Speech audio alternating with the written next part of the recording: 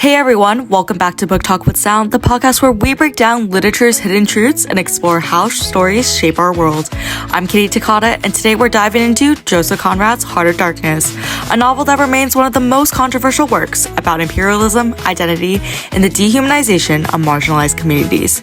Today we're exploring some of the core values of the novel, how experience shapes identity, the dehumanization of African communities, and the lasting impact of imperialism.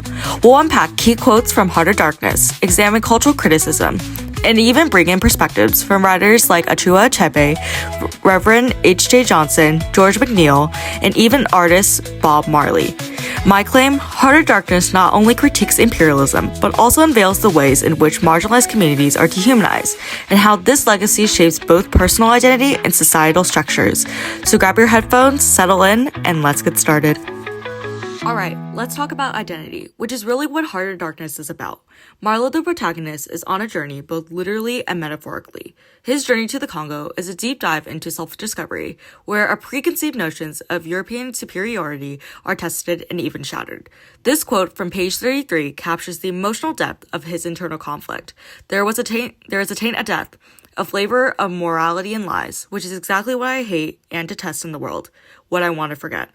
Marlowe here is struggling with the realization that the entire imperial project that he was raised to believe was built on deception and death was basically raised by lies that clock the brutality of colonization and imperialism.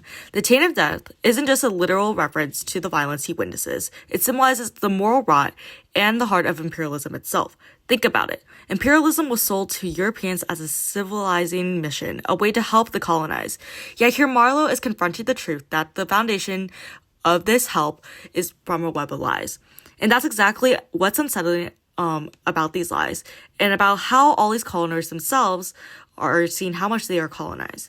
This moment is pivotal because it illustrates that identity isn't just a static thing handed down to us. It's something that is deeply influenced and even transformed us by our experience that we have. For Marlowe, his experience in the Congo forces us to confront the lies that he once accepted as the truth. And here's a kicker. While Marlowe gets a luxury of self-reflection, the African characters in the novel don't have that space. They're reduced to mere backdrops, shadows in the narrative. Their identities are erased by the imperialist gaze. And when we think about it today, we see how colonialism legacies still affect how marginalized community identities are viewed, or rather how they are not viewed at all. Whether it's through systematic racism, cultural appropriation, or the erasure of indigenous histories, basically identity remains shaped by forces that often deny people agencies to define themselves. One of the most unsettling aspects of Heart of Darkness is how Conrad portrays the African people. They're often stripped of individuality, turned into faceless others. In one passage, Conrad writes, "They were dying slowly. It was very clear. They were not enemies. They were not criminals. They were nothing earthly now. Nothing but black shadows of disease and starvation." This passage is deeply disturbing because it reduces African people into shadows, not even fully human. They're victims of colonial exploitation. They're suffering a silent, invisible horror. But what's especially chilling is the absence of empathy in this portrayal. They're given no voices, hopes, or even names. They're just bodies, casualties of a larger system. In this way, Conrad doesn't even grant them the dignity of being recognized as human subjects. They're basically reduced as faceless objects whose pain is visible to the European eye. And this also speaks to Achua Achebe's critique in her essay, An Image of Africa, where he argues that Heart of Darkness turns Africa into the metaphysical battlefield devoid of humanity. Africa as setting and backdrop, which eliminates the African as human factor, can be described as a metaphysical battlefield devoid of all recognizable humanity, into which the wandering Europeans enter his peril. Achebe's point was sharp. Heart of Darkness isn't really about Africa. It's about Marlowe's journey into his own darkness. The African characters were mere plot devices existing only to highlight the European experience. Achebe's critique is important because it brings light how literature can erase voices of the oppressed, turning the suffering into scenery rather than really addressing the problem.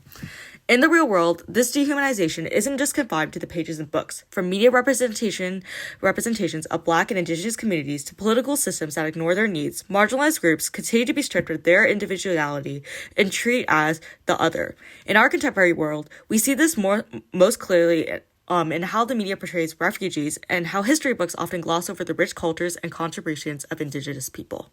So what does that mean beyond Heart of Darkness? Well, literature doesn't just reflect society, it shapes it. Conrad's critique of imperialism is clear and real, but it still represents the Eurocentric lens. For example, in this passage in Heart of Darkness, he acknowledges imperialism's violence as the conquest of the earth, which mostly means taking it away from those who have a different complexion or slightly flatter noses than ourselves.